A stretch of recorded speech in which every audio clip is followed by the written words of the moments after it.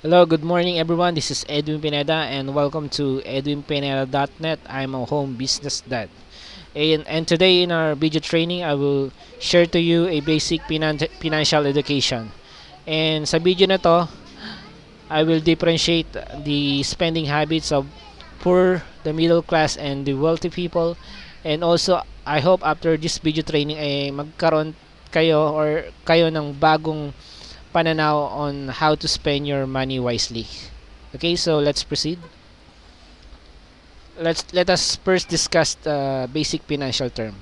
Income means that is the money that you bring in, no? Yung pumapasok sa bulsa mo, and expenses those are the money that you spend palabas. Assets, these are something that pays you or okay, minsan usually dito tayo nagkaka-problema yung assets, no? Yung assets, yun yung anything that na nagdadala ng pera sa iyo. For example, bahay. Pag sinabi bang may bahay ka, assets 'yon. Okay? So hindi pa rin, no? Kasi for example, kung yung bahay mo is hinulugan mo monthly sa SSS, so that is liabilities kasi naglalabas ka ng pera. Okay? Ang asset, something that pays you. For example, meron kang apartment, pinaupahan mo, okay? And yung upa nun, let's say, ang nagagastos mo dun sa sa apartment is expenses mo 10,000 naman and pinaparent mo siya ng 30,000 naman, so may pumapasok na 20,000. So that is assets. Okay? May pumapasok na pera sa'yo. Okay? So, let's continue. I-review ko lang, no? Kasi yung money flow, itong apat na to yung usually tinitingnan. Yung income, yung money na kinikita mo, expenses, money na ginagastos mo, yung assets, anything that pays you, and liabilities that cost you. Okay? Yung apat na yan. So, ano-ano ba yung ginagastos ng poor people? Pagkadating ng kinsenas katapusan, ito yung mga binibili na or ginagastos nila. These are things that has no or little value. Okay? And usually, ito yung mga binibili nila just para lang makiuso, kung ano yung uso, no? So, example, Georgia Nike shoes. Okay? May bagong magandang dress. Although maganda pa yung dress niya, bibili ng bagong dress.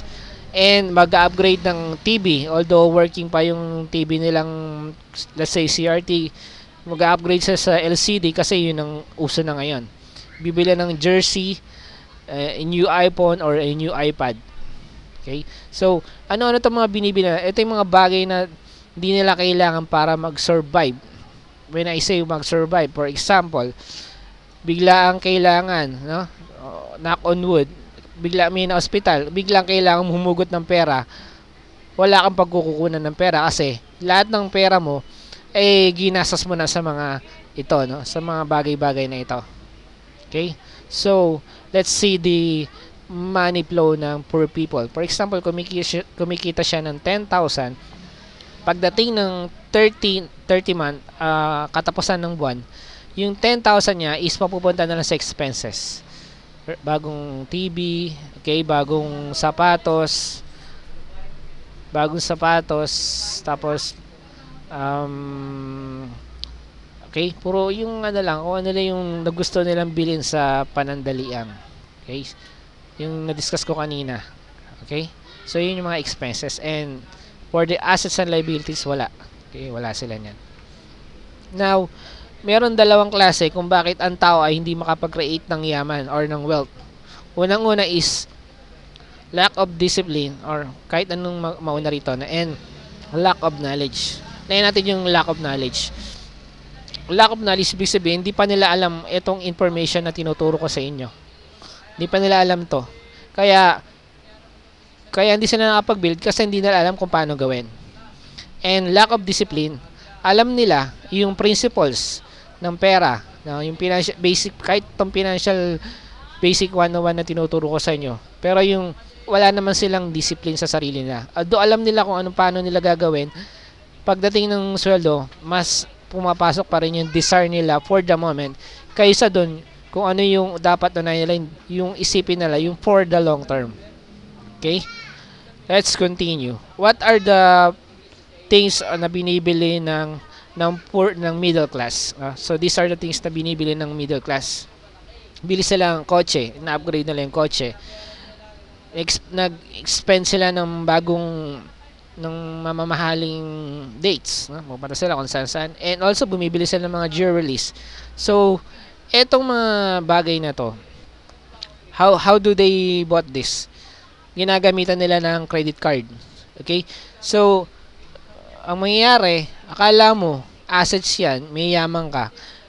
But ginamitan mo ng credit card, pagdating ng katapusan, ang nangyayari, nadadagdagan yung expenses mo. So, what will happen, ang ginagawa ng middle class, kailangan magdadagdag ng trabaho, kailangan dagdagan ng trabaho para ma-augment yung expenses nila. Okay? This is not assets, these are liabilities kasi at the end of the month, imbis na makadagdag ng income, may pumasok na pera, lalo silang naglalabas ng pera. And so, na-stuck sila sa status nila. Nagiging middle class na lang sila. Okay? So, yan ang spending habits ng middle class. Now, let's see the money flow, yung cash flow. Kung may income siya ng 40,000 a month, expenses nila, yung basic expenses 20,000, yung 20,000 nilang matitira pa, ang ginagawa nila, bumibili sila ng mga kotse, mga jewelries. So, akala nila nakapagpundar sila ng assets. But, at the end of the month, these things will cost them, and that is liabilities. Let's proceed, no? Before we continue to the cash flow of the wealthy people, i-discuss ko muna tong principles na to, no? Yung tine-trade ng tao yung time sa money niya. Okay? So, these are usually makikita mo sa traditional business. Okay? Sa traditional business. So, what happened here, if you are a professionals like lawyers, doctors, engineers, and so on and so forth, para ka kumita, you have to, or you must, okay, trade your effort, your time para meron kang pera, may papasok na pera. So this is the principles na ginagawa nila.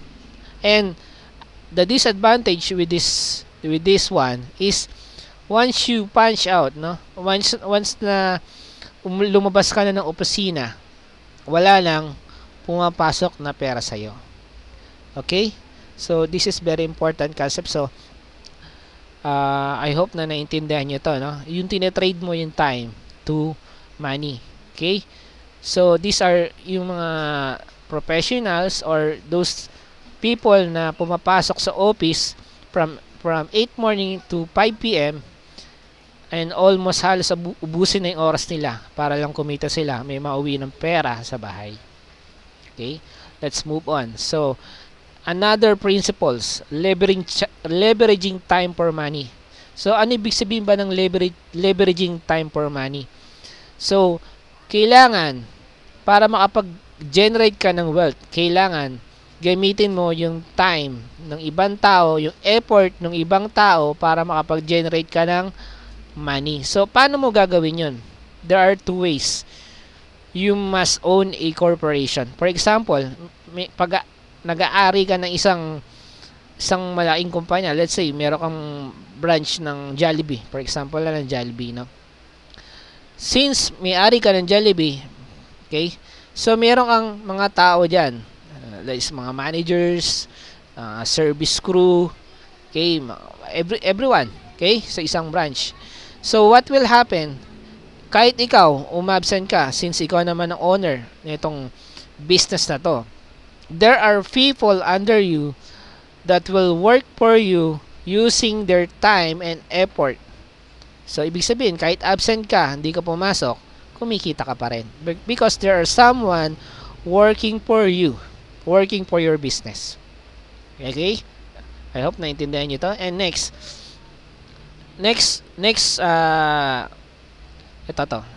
ito yung isang paraan pa para makapag-leverage ka ng time for money. You join a network marketing company. So, paano nangyayari yun? Sa network marketing company, unlike sa corporation, hindi mo kailangan mag-invest ng malaking investment. Correct? Unlike sa corporation, you must para makapag-create ka ng wealth. Sa network marketing company, you will invest a small amount, and all you have to do is to tell or to share the business to other people. Let's say 3. Okay? And these 3 will share their business to others, and this another 3 will share until such time na makikita mo meron ka ng malaking organization. And this time, even na you are absent, magkakaroon pa rin ng pasok ng pera sa'yo. That is leveraging time for money. Ibig sabihin, ginagamit mo yung time and effort ng ibang tao para makapag-generate ka ng money. Okay? So, example, no? Ito yung flowchart ng wealthy people. For example, kung meron kang ang wealthy people, kumita ng 100,000 sa isang buwan, what will happen is ini-invest niya agad, no? Pinapasok niya agad dun sa assets. Ano yung assets? Ito yung mag-generate ng pera papasok sa'yo. So, education. Ano ibig sabihin ng education? Nag-invest sila sa financial education. Ibig sabihin, nag-aaral sila para malaman nila kung paano tumatakbo yung negosyo, paano tumatakbo yung pera. Nag-invest sila, bumibili sila ng mga bagong businesses, bumibili sila ng real estates and investments. Okay? So, ito yung different kind of assets na pwede mong gawin. Okay? Now, kung sinasabi mong mahal yung education, financial education, isipin mo to, kung hindi mo naintindihan yung financial education, what will happen? Broken marriage. Usually, nangyari sa pamilya to, no? Pinag-aawayan, pera. Hindi magkasundo sa pera. Okay? Kasi hindi mo naintindihan kung paano gumagana yung money. Nabebenta yung kotse. Okay? Mabebenta yung bahay. And masaklap, may stress ka pa. Okay? So, it is very important na mag-invest ka sa sarili mo. No? Mag-aral ka about financial education. Okay? Para hindi mangyari sa ito. Okay? So, let's continue. And these are some ways of leveraging time for money. No? Dito sa Pilipinas, we can start with a vending machine. O kaya PisoNet, no? Bili kang 3 PisoNet, lalagay mo sa isang pwesto. Depende kung anong usapan nyo, 50-50. Ngayon, pag kumita yan, imbis na gastusin mo for personal use, yung kinita mo, ibibili mo na naman ng another vending machine, ipopwesto mo na naman sa ibang pwesto, and so on and so forth, hanggang marami ka ng assets, money that brings money to you. Yeah. Kahit wala ka, kahit di mo bantayan itong mga machine na to, kumikita to, nagtatrabaho para sa'yo.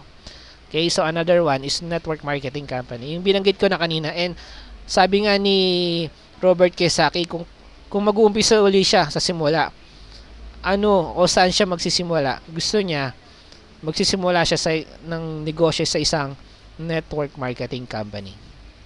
Okay? Habits of wealthy people. So, mapapansin mo, no?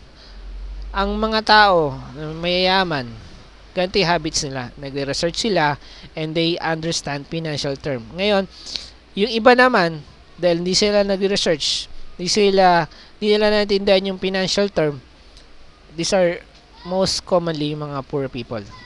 Okay? So, anong gagawin mo? Mag-research ka, magbasa ka ng mga libro about financial, like I highly recommend Rich Dad Poor Dad. Napakaganda yung tinuturo niya dito ni Robert Kiyosaki. Okay? And for the review, ang mga poor people, bumibili lang sila mga bagay na walang value or little value or just a stuff. And for the middle class, ang binibili nila ay liabilities, and for the wealthy people, ang binibili nila ay assets. Okay? So, I hope may maganda ko na i-share today sa inyo, and please visit my blog at edwinpineda.net, and also meron akong fan page, Facebook, Edwin Pineda Business, and also please subscribe sa newsletter ko. May maganda akong video training sa my newsletter ko, and please do follow or like my Facebook fan page too, and para sa pinakauli, I hope na may apply nyo to sa buhay nyo. And uling challenge ko sa inyo, ano ba yung binibili mo sa every 30 of the month, no? Katapusan ng sweldo mo, ano na binibili mo? I hope nabago na yung pananaw nyo kung ano yung dapat bilhin nyo. And yun lang po, no? So maraming salamat for watching my video, and see you again, and have a nice day everyone. Thank you.